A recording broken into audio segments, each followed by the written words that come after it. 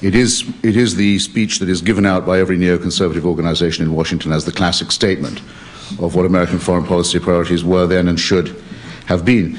That Mr. Clinton didn't do anything about it and needn't necessarily be held to his charge. He didn't do that much about al-Qaeda either, except for bombing the wrong target in Sudan, lying about it, letting Osama bin Laden get away while looking better, and pursuing a Nobel Peace Prize for a futile Oslo process.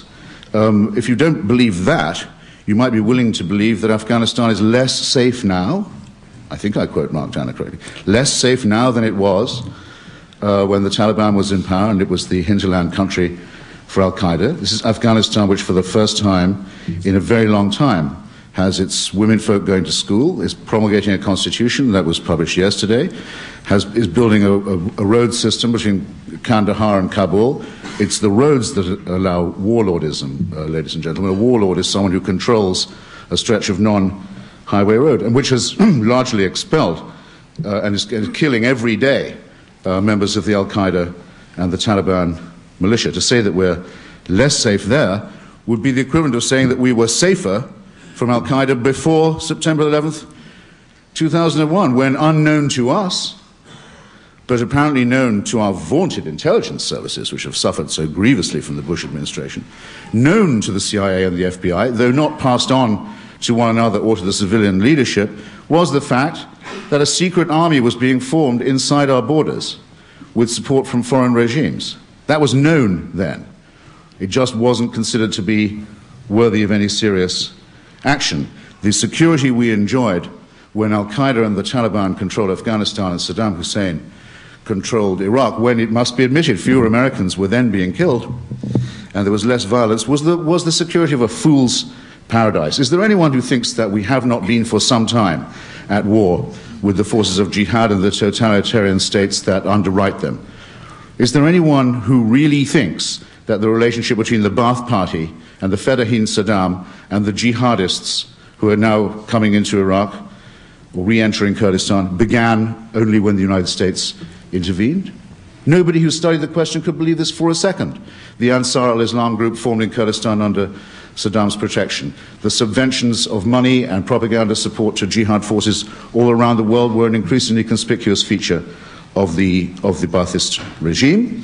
And as for inspections, I'd refer you to the work of Dr. David Kelly, a very distinguished former British arms inspector, whose regrettable suicide has embarrassed the Blair government so much, and to an article he wrote, only just published, alas, just before his death, saying that anyone who wanted inspections in Iraq had to be for regime change, because without a regime change there could be no verification, a perfectly commonsensical point. Now Iraq has been disarmed and hasn't yet been fully inspected, but is being inspected at last, and everyone is saying that they're resentful and surly about this extraordinary outcome.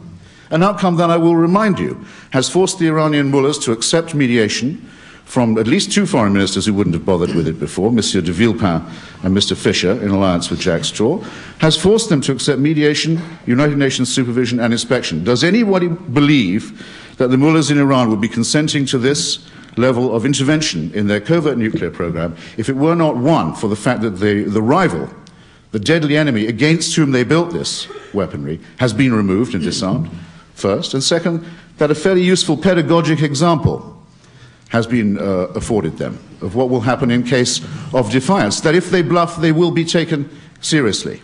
Who objects to that? Who would feel safer if they'd gone on developing their program and lying about it as they were doing until a couple of months ago? If we have to refer this matter, as under the rubric of this meeting, not known to me today actually, until today, never mind, the slightly fatuous rubric of our own self-regard and our own safety, never mind, take it at its own face value. Yes, you are safer for the disarmament of Iraq. Yes, you are safer for the coming disarmament of Iran. Yes, you are safer for the physical destruction of the Taliban bin Laden regime in Kabul. And yes, you have President Bush to thank for it, and not President Clinton, and not George Tenet, and not the FBI, all of whom allowed these developments to occur and left us defenseless in our own hometowns under open skies. Now, the David Kay inquiry, the reports of which seem to me to be printed completely upside down. They said, David Kay discovers no shelves with neatly arranged stockpiles of weaponry. What does the David Kay report actually say? I trust everyone here has read at least some of it before coming along. The David Kay report finds first evidence of an enormous and consistent concealment program. Call me old-fashioned if you will. By my logic of induction, a concealment program is evidence in itself. No one has a concealment program to conceal nothing. The scientists were threatened. 2 of them were shot for even considering cooperation with the earlier inspectors. Not that I think the Blix team was really looking, but in case they were looking, scientists were shot and intimidated and their families threatened with extermination if they cooperated.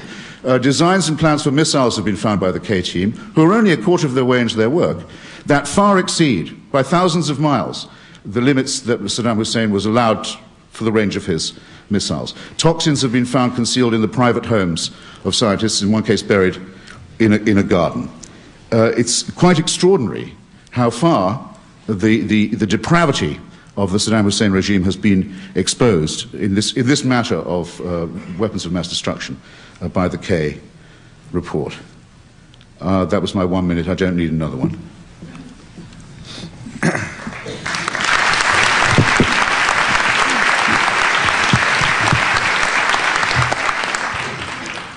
Seven minutes, Mark Danner. I think we're all faced with a question here, which is, are we citizens or are we dupes? Do we have the ability to make distinctions? Can we read the newspaper, listen to the news, listen to our leaders speak to us, and make judgments on our own? The evidence of the last few months gives us some pause, it seems to me, when we consider these questions. Christopher is clearly one of the 69% of Americans who the Washington Post claims believe that Saddam was behind 9/11. If I had thought that, I would have said so.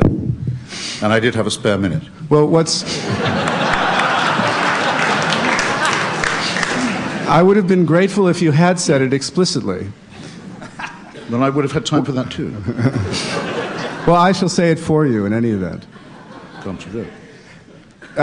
You know, George Bush, a couple of weeks ago, 3 weeks ago, I think, actually came out after a particularly egregious performance by his vice president on one of the network shows, and came out and said, no, we have no evidence that Saddam Hussein was behind 9/11.